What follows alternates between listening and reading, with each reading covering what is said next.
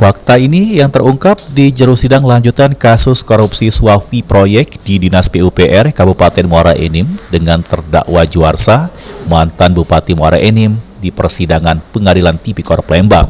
Jero sidang agenda jawaban jaksa penuntut umum KPK terhadap eksepsi terdakwa Juarsa terungkap, namun jaksa penuntut umum KPK sudem tepis eksepsi dari terdakwa Juarsa dengan alasan amun hal-hal yang diesepsikan oleh terdakwa Juarsa sudem termasuk pokok materi perkara, sehingga hal tersebut tidak masuk ranah eksepsi. Menanggapi hal tersebut, dari pihak terdakwa Juarsa masih tetap sama eksepsi di jero persidangan sebelumnya, diharapkan majelis hakim pacak mutus ke di putusan selah KG dengan seadil-adilnya sama dengan penuh pertimbangan.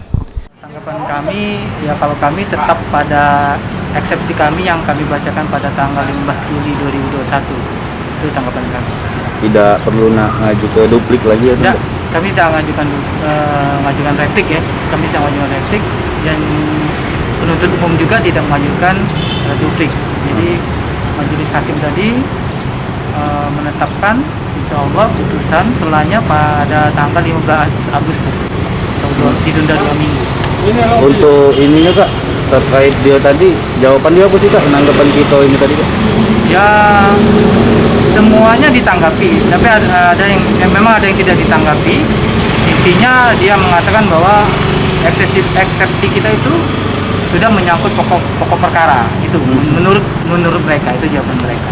Tapi kalau kami tetap pada eksepsi kami juga memohon kepada Yang Mulia kalau bisa ya dipertimbangkan.